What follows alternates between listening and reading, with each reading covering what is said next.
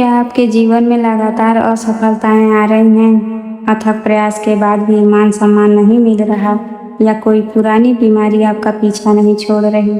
आज हम जानेंगे सूर्यदेव के उस दिव्य रविवार व्रत की संपूर्ण महिमा और चमत्कारी कथा जो आपकी सोई हुई किस्मत को जगा सकती है। इस वीडियो को अंत तक जरूर सुनिए क्योंकि आज आपकी जिंदगी बदलने वाली है। जय श्री राधे भक्तों, हमारे शास्त्रों में सूर्य देव को एकमात्र प्रत्यक्ष देव कहा गया है, यानी ऐसे देवता जिन्हें हम साक्षात अपनी आंखों से देख सकते हैं, महसूस कर सकते हैं। सूर्य केवल एक तारा नहीं है, बल्कि वे इस सृष्टि की आत्मा हैं, तेज हैं और जीवन के मुख्य स्रोत हैं।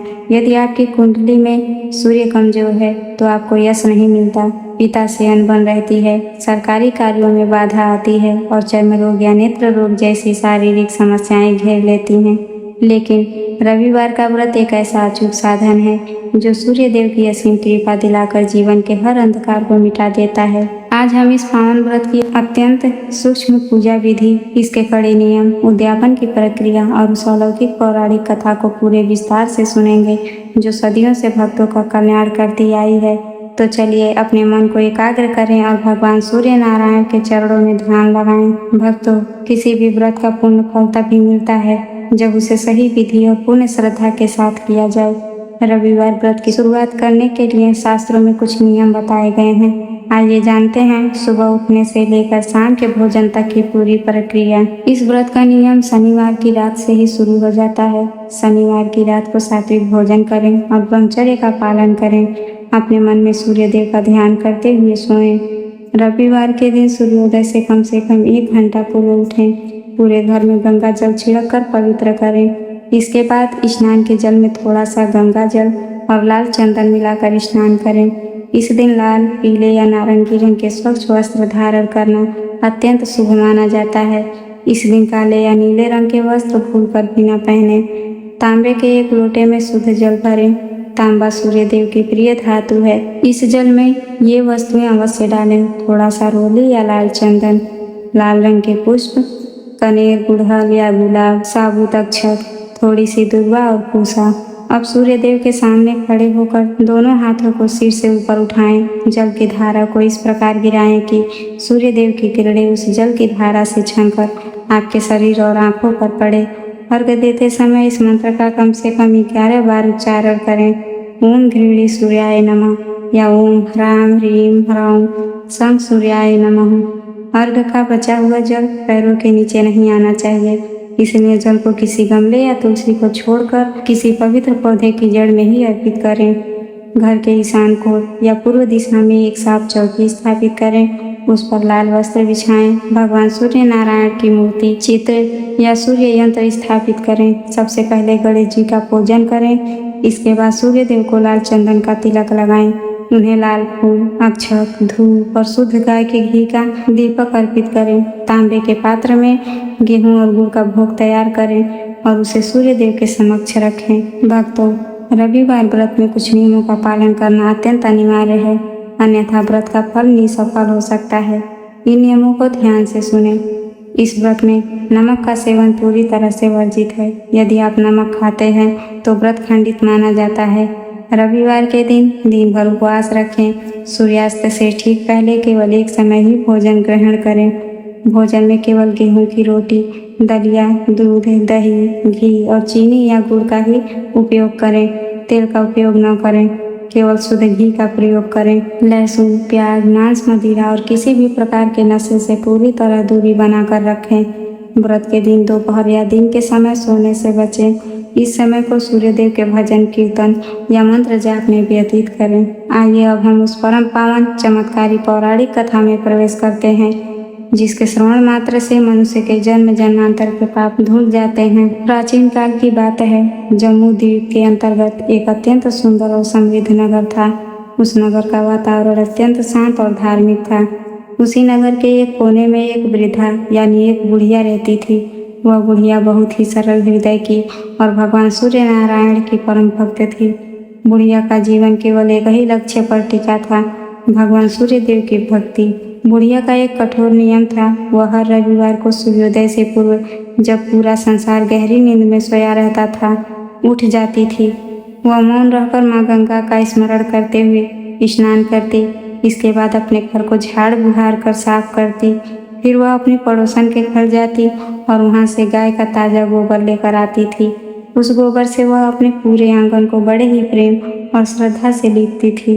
वह आंगन पूरी तरह सूख जाता तब वह वहाँ रंगोली बनाती, चौकी सजाती और भगवान सूर्य देव की विधि विधान से पूजा करती थी।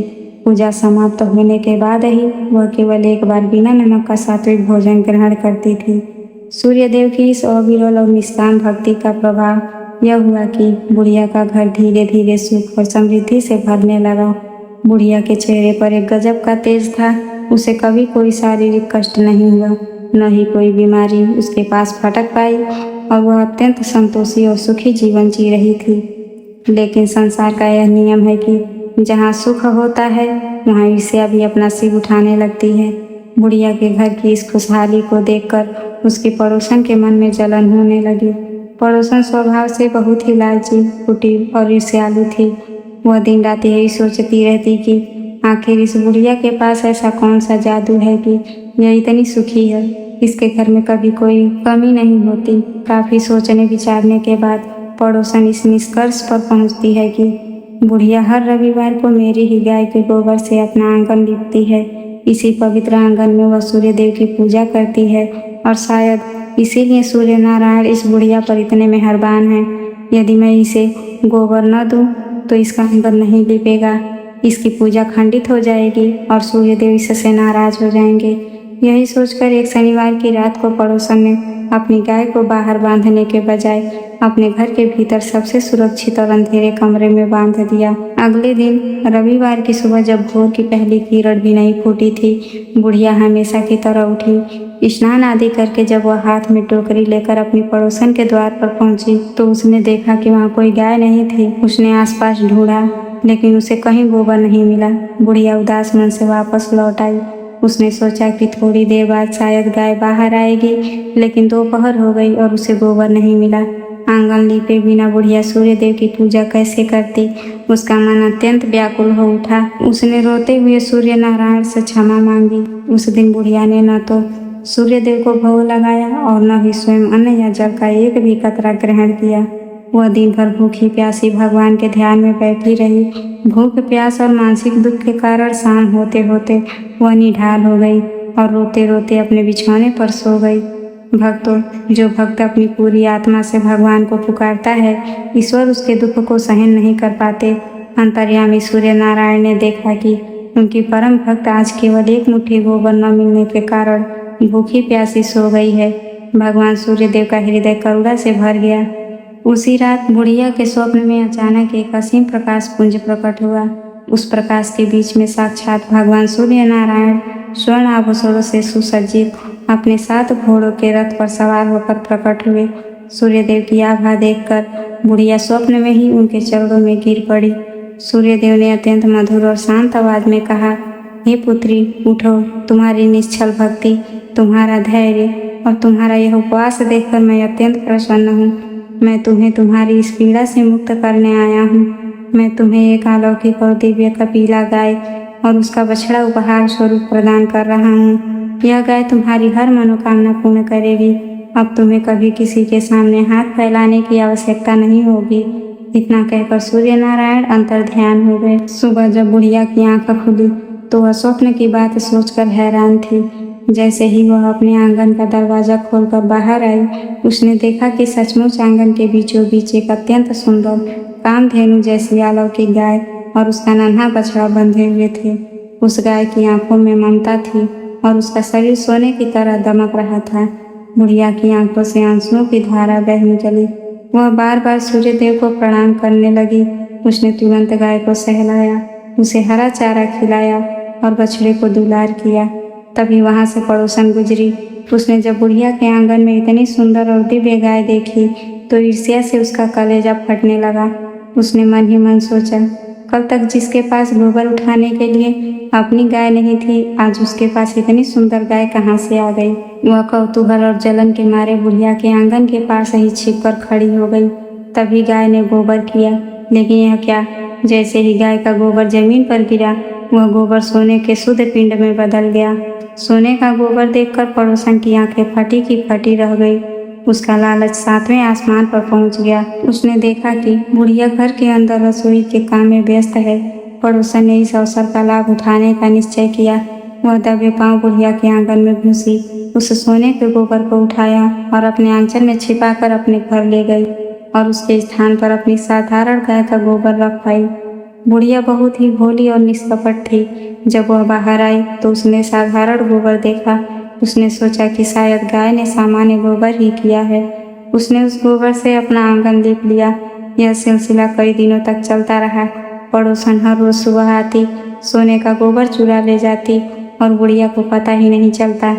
इस चोरी के बल पर पड़ोसन धीरे धीरे बहुत अमीर होने लगी, जबकि बुढ़िया अपनी सामान्य स्थिति में ही सूर्यदेव की भक्ति में लीन रही। परंतु जो सर्वव्यापी है, जिससे ब्रह्मांड का कोई भी कण छिपा नहीं है, वे सूर्यदेव सब देख रहे थे। वे अपनी भक्त के साथ हो रहे इस छल को और सहन नहीं कर सके। एक दिन सूर्यदेव ने अपनी माया दिखाई। शाम के समय अचानक आसमान में काले घने बादल छा गए और अत्यंत तेज आंधी तूफान चलने लगा। चारों तरफ धूल उड़ने लगी और पेड़ उखड़ने लगे। बुढ़िया ने अपनी गाय और बछड़े की सुरक्षा के लिए उन्हें बाहर बांधने के बजाय अपने घर के भीतर अपनी कोठरी में बांध लिया। अगली सुबह जब तूफान शांत हुआ और बुढ़िया सोकर उठी तो उसने देखा कि उसकी पूरी कोठरी गोबर के तेज से जगमगा रही थी। तब जाकर बुढ़िया की आंखें खुली। उसे समझ आ गया कि पड़ोसन रोज सुबह उसके साथ क्या छल कर रही थी। उस दिन के बाद से बुढ़िया ने अपनी गाय को हमेशा घर के ही अंदर बांधना शुरू कर दिया। अब पड़ोसन के लिए सोने का गोबर चुराना असंभव हो गया। कुछ ही समय में बुढ़िया सोने का गोबर बेचकर अत्यंत धनवान, वैभवशाली और सुखी हो गई। उसने गरीबों के लिए अन्न क्षेत्र खुलवाए, प्याऊ बनवाए और सूर्यदेव के मंदिर का निर्माण करवाया। इधर पड़ोसन जब सोने का गोबर चुराने में असफल हो गई तो उसका गुस्सा और ईर्ष्या प्रतिशोध की आग में बदल गई।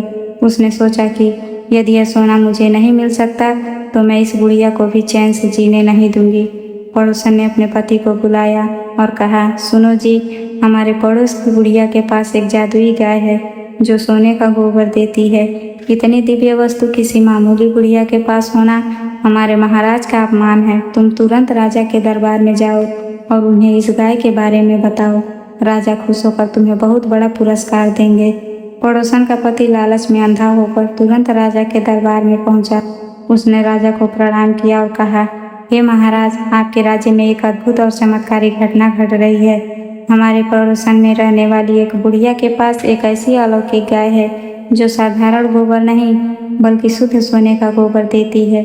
महाराज, ऐसी दिव्य गाय तो केवल आपके राजमहल की शाला में ही शोभा दे सकती है। सोने का गोबर देने वाली गाय की बात सुनकर राजा के मन में भी लोभ जाग उठा। उसने बिना सोचे समझे अपने सेनापति को आदेश दिया, सैनिकों, तुरंत जाओ और उस बुढ़िया के घर से उस चमत्कारी गाय और बछड़े को आदर पूर्वक या बलपूर्वक राजमहल लेकर आओ। राजा के सशस्त्र सैनिक बुढ़िया के घर पहुंचे।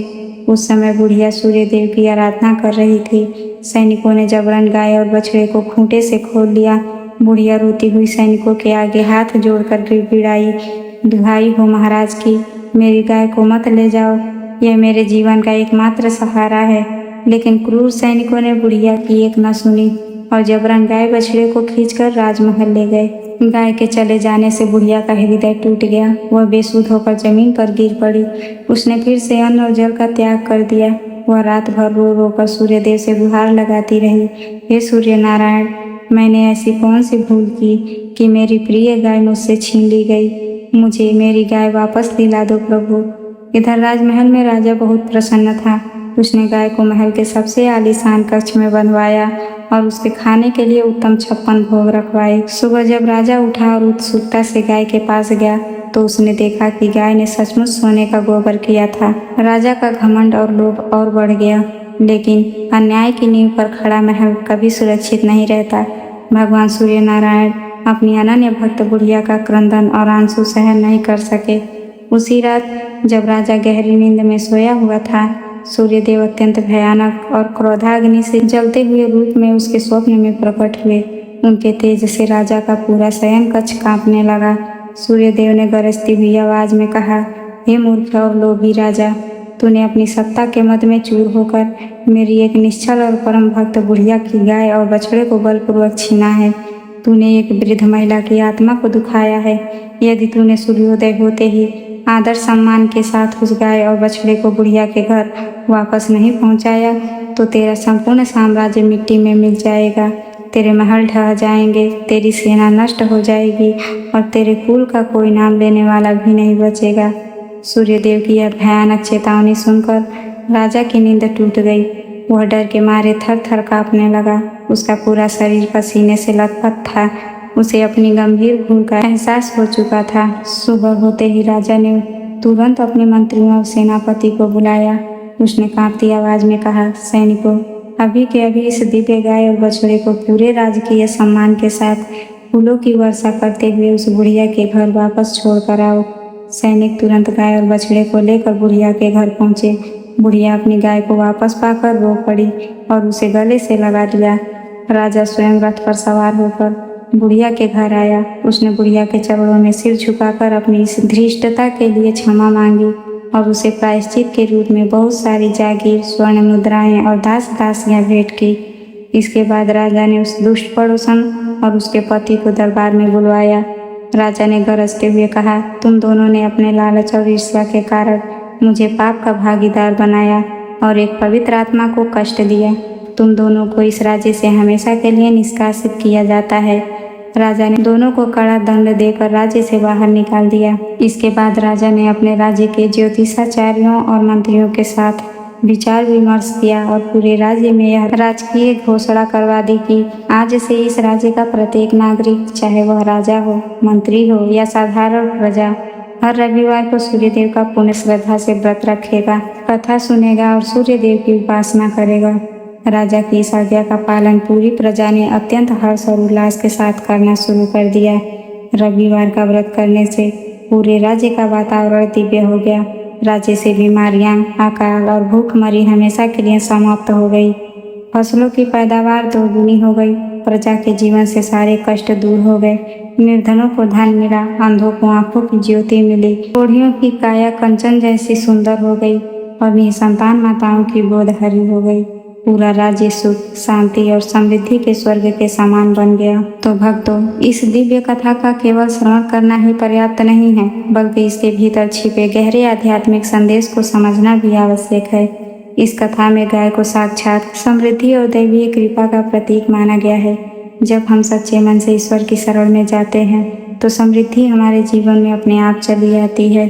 पड़ोसन हमारे भीतर छिपी ईर्ष्या, लालच और जलन की भावना का प्रतीक है। जो लोग दूसरों की तरक्की देखकर जलते हैं और छल से उनका सुख छीनना चाहते हैं, उनका अंत पड़ोसन की तरफ पतन और अपमान के साथ ही होता है। राजा हमारे उस सांसारिक अहंकार का प्रतीक है जो ताकत मिलने पर कमजोरों का शोषण करता है।